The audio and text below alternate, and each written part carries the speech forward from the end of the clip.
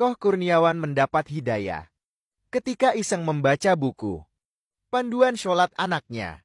Saya Hendratno Kurniawan, 51, anak dua. Masuk Islam udah. Kan mereka dulu yang Islam gitu, saya paling terakhir. Istri saya itu aslinya Islam. Mau menikah sama saya 2003, dia ikut saya dulu ke agama yang saya dulu kawin di gereja. Kemudian, ya ini mah cerita saya pribadi ya. 2003 menikah sama saya, karena saya nggak benar juga agama yang dulu juga nggak pernah ibadah ya. Istri juga merasa mungkin nggak betah kan, pasti kan dia kan muslimah sebelumnya. Nah 2012 itu dia syahadat pulang, balik lagi ke agama dia asal. Anak-anak dibawa dia ikut. Kalau saya karena saya kan kerja di tekstil, itu tiap bulan pasti keluar kota, jarang pulang ke rumah. Nah pada saat sebenarnya 2018 sih awalnya, awal tahun 2018, karena kan saya udah mulai ada usia kan, pabrik juga, jadi keluar kotanya dikurangin. Nah saya lebih sering di Bandung, sering ke rumah, balik di rumah. Begitu ke rumah, anak-anak saya suka tapi sholat gitu. Oh, nyuruh saya sholat. Jadi setiap ketemu saya, papi sholat. Ya, saya bantah itu hari. Kenapa? Kan papi bukan Islam. Saya sudah tahu mereka udah Islam, karena saya sering lihat mamanya sholat bareng anak-anak ikut kan. Jadi terus terang rumah tangganya nggak gitu harmonis lah waktu saat dulu ya. Saya sering keluar rumah, begitu pulang ketemu anak-anak, pi sholat gitu ya. Sampai saat ya ada kejadian di mana mereka nggak ada semua di rumah, saya jadi anak saya kok suruh saya sholat terus gitu kan. Saya pengen tahu apa sih kenapa. Kemudian saya ambil buku panduan sholat anak. Kan ada tuh yang lembaran-lembaran, yang kecil itu ya, yang kecil kotak yang gitu, lembar, bukan pokoknya kertas yang lembar-lembar aja, yang kertas apa tebel gitu kan, kayak karton gitu. Ada gambar-gambar anak lah, model kartun gitu. Saya ambil, lihat, nggak tahu pertama kali saya ambil itu ada Al-Fatihah kan, doa Al-Fatihah. Itu lembar awalnya kan Arab sama Latin kan. Udah pasti saya baca Latinnya, apa artinya itu kan ya. Nah nggak tahu begitu dibaliknya kan ada terjemahan Indonesia tuh. Terjemahan Indonesia saya baca Bismillahirrahmanirrahim, dengan menyebut nama Tuhan yang Maha Pengasih dan Maha Penyayang. Alhamdulillahirabbil alamin, segala puji-puji buat Tuhan penguasa alam semesta. Saya di situ nggak tahu kenapa gitu kok artinya bagus gitu. Ya, artinya benar. Kenapa pikiran saya dulu, paradigma saya mengenai Islam kok terbalik gitu kan. Dulu kan saya menganggap Islam itu ya mohon maaf, karena ada di TV kan kekerasan, teroris kan, pokoknya penuh kekerasan kan dulu kan. Itu paradigma saya gitu ya waktu sebelum saya Islam. Tapi begitu kata-kata dari doa Al-Fatihah itu kok bagus ini semua, dengan menyebut Tuhan yang Maha Pengasih dan Maha Penyayang gitu. Mungkin ya disitulah Allah menyentil hati saya ya. Mulai saya tertarik, saya baca semua. Ada ya, sebenarnya sebelum Al-Fatihah kan ada iftitahnya kan. Saya baca itunya, kok benar artinya bagus semua ya. Gitu pada saat ruku, Subhana Rabbiyal Azimi wa bihamdi ya. Itu kan mengagungkan Allah semua, baik gitu kan. Setelah kejadian itu ya saya bilang, loh kok ini enggak loh, ini mah benar. Saya bilang kan ini semua memuliakan Allah, memuliakan Tuhan yang Maha Esa gitu kan. Nah cuma waktu di yang dulu kan saya menuhankan nggak bisa kan. Kita dari kecil sampai umur setengah abad ini nggak bisa itu dituhankan gitu kan. Karena kan kita dicekokin terus. Ya di sekolah apa segala kan, sekolahnya kan pasti di ya Katolik ya, selalu diajarinnya gitu. Sedangkan Islam kan benar-benar jauh, kan kita nggak tahu sama sekali kan, nggak pernah belajar sama sekali. Ya seperti itu keadaannya. Ya kemudian seperti ya itu hari kan teroris atau apa kan.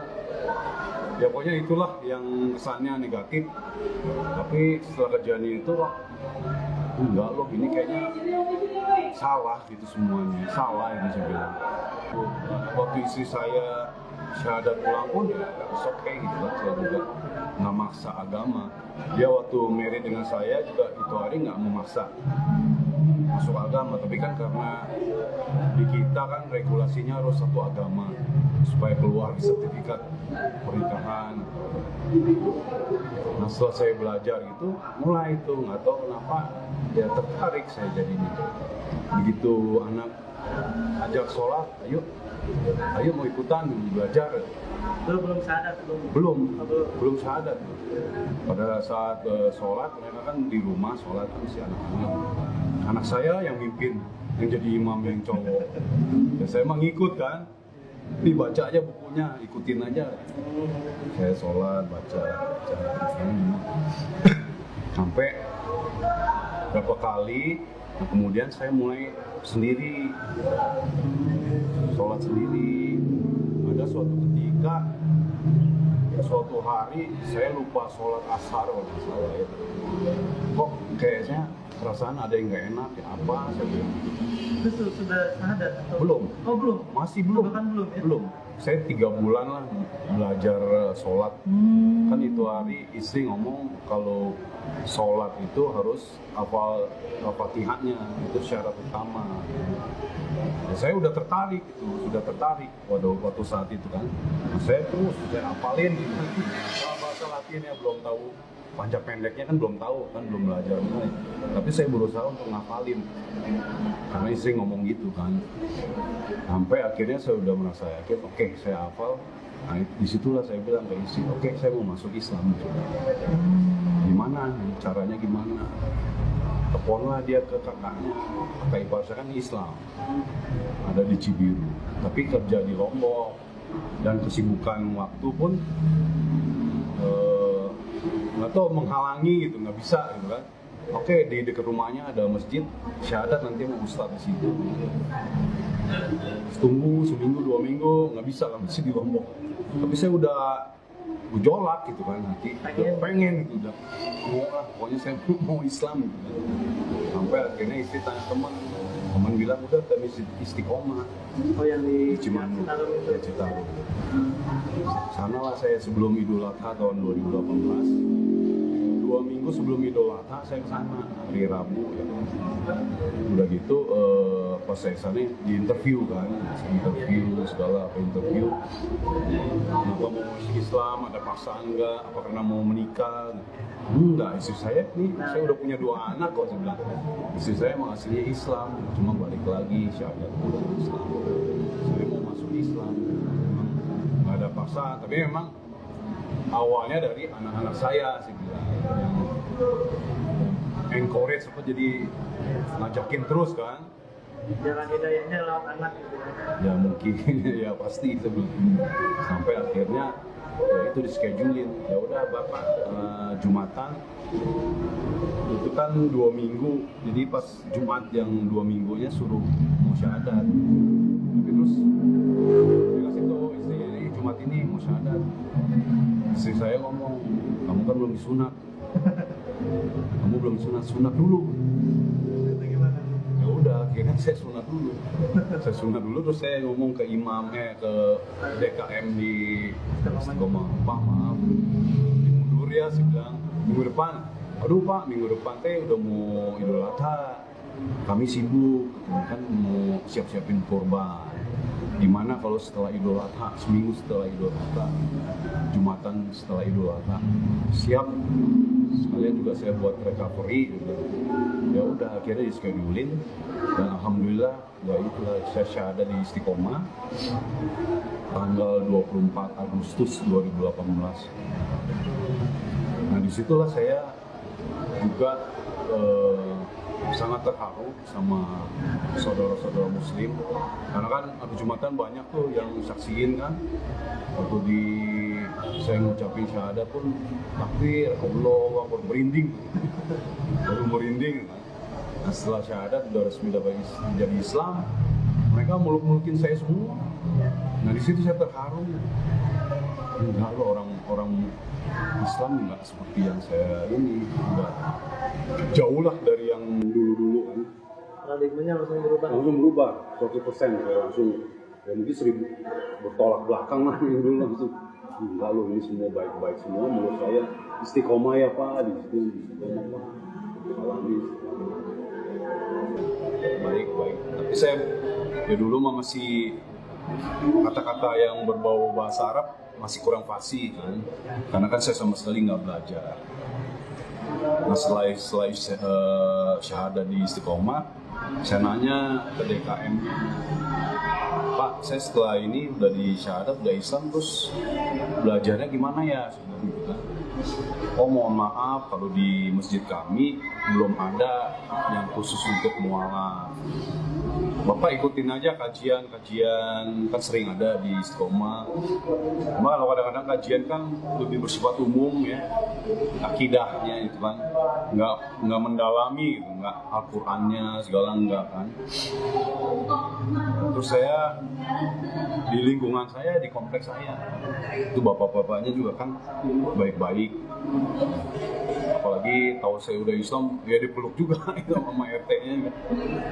Nah, di situ pada sebulan pertama ternyata bapak-bapak yang di kompleks saya juga ada yang masih belajar Iqra. Udah muslim dari lahir tapi masih Iqra.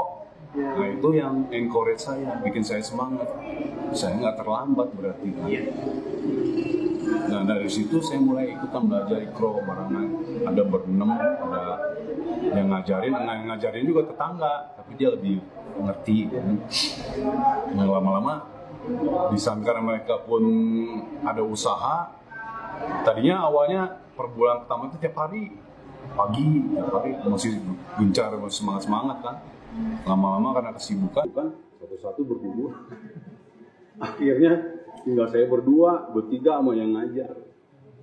Wah, pada sibuk ya, iya. Akhirnya yang ngajar ini ngomong ke saya, coba aja Pak ke Masjid Lause di Tamblong, di situ kayaknya ada yang buat mualaf, kan? Karena kan juga itu kan masjid, istilahnya kan masjid komunitas Tionghoa, mungkin di sana komunitasnya bisa lebih cocok. Tapi setelah masuk Islam, tentu kan bukan hanya sholat ya, di aturan-aturannya pun ada, termasuk larangan-larangan yang sebelumnya mungkin bisa dibilang, wah ini nggak mungkin saya tinggalin, termasuk mohon maaf makan babi dan lain.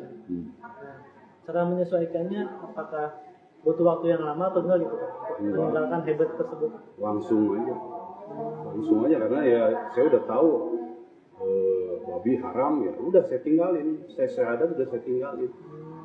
Tapi saya masih ada dosanya. Itu hari kan memang saya dulu juga penjudi ya, waktu saya sudah Islam saya masih ada main judi.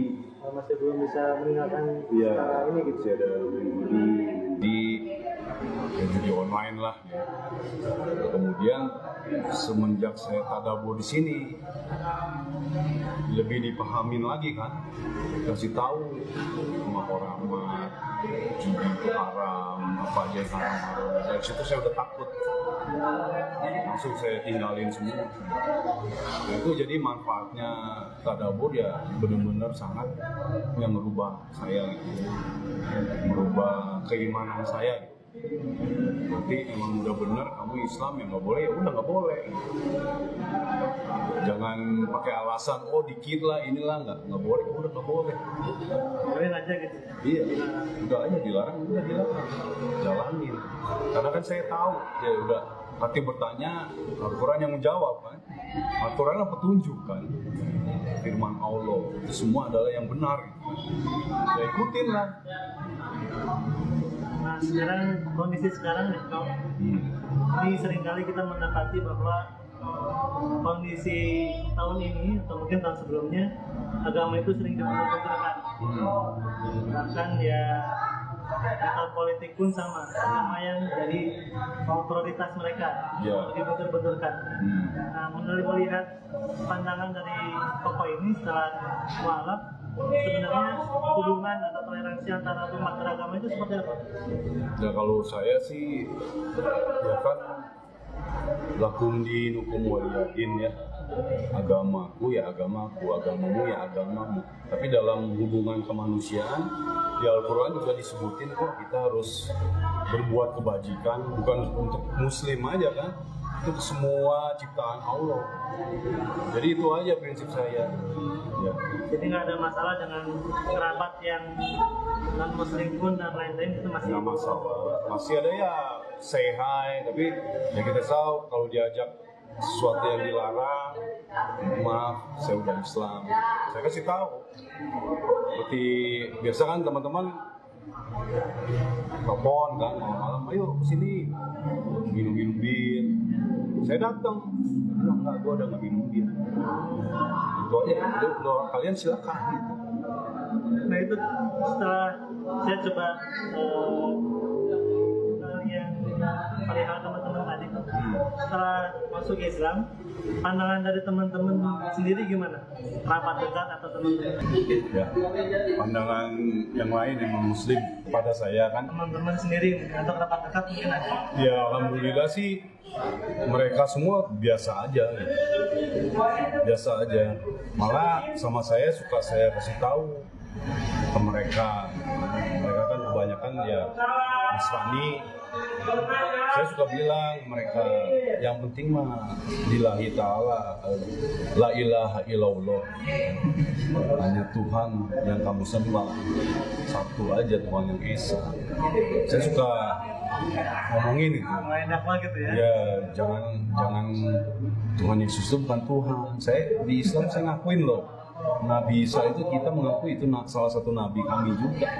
Dari Nabi Adam, Nabi Ibrahim, Nabi Isa juga sama kita akuin, di Al-Quran pun ada.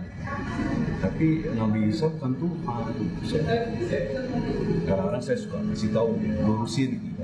Yang mudah-mudahan aja tertarik juga kan. Mereka menolak atau gimana gitu reaksinya? Ya ada yang enggak, ada di ini Yesus Tuhan ya saya nggak mau debat lagi gitu. Oh ya udah silakan tuh. Tapi kalau setiap ketemu ya suka saya ngomongin Nabi Isa itu Yesus ya, bukan Tuhan, utusan Allah, sama kayak Nabi Muhammad. Nabi Muhammad itu nabi terakhir yang meluruskan semua. Ya nggak tahu lah, terserah mereka mau terima enggak kan. Iya, ini saya udah kasih tahu di Al-Quran. Kadang-kadang saya juga suka screenshot ayat Al-Quran terjemahannya, saya screenshot aja nih Al-Quran bicara seperti ini, firman Allah. Kalau di Injil itu banyak perdebatan, ada ayat-ayat yang bertentangan. Saya kasih tahu ayat ini, misalnya contoh Matius sekian, kan saya ada bukunya dikasih. Waktu saya di sini awalnya saya ada kristologi juga. Jadi kita dikasih tahu Injil itu ada ayat-ayat yang bertentangan. Di penulis yang ini sama yang ini nggak sama. Tidak ini loh, nggak otentik gitu. Iya. Tapi kalau Al-Quran, kamu beda dikit seluruh dunia pasti iya tahu bisa beda. Bisa tahu. Terakhir, pesan-pesan buat teman-teman yang mungkin belum masuk Islam dan juga yang sudah masuk Islam. Karena kan kita mendapati bahwa banyak juga yang masuk Islam dari lahir tapi ternyata kayak tadi masih belajar Iqra, bahkan masih belum bisa membaca Al-Quran, bahkan salah pun masih bolong-bolong. Pesan-pesannya dari Iqra sendiri seperti apa? Ya pesan saya pertama untuk sesama Muslim lah. Ya paling penting harus mendekatkan dengan Al-Quran, karena itulah petunjuk hidup kita.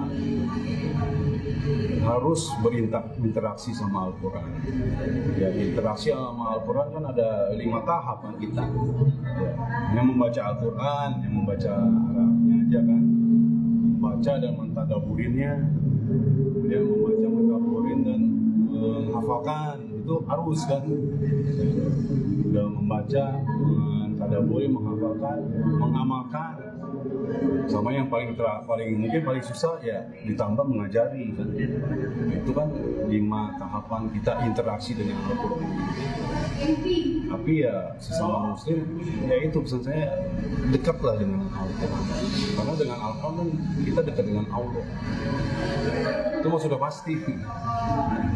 Kalau untuk yang non muslimnya itu gimana? Kalau yang non muslim, ya saya doain aja ya mudah-mudahan ya cepet-cepetlah peluk agama Islam juga gitu.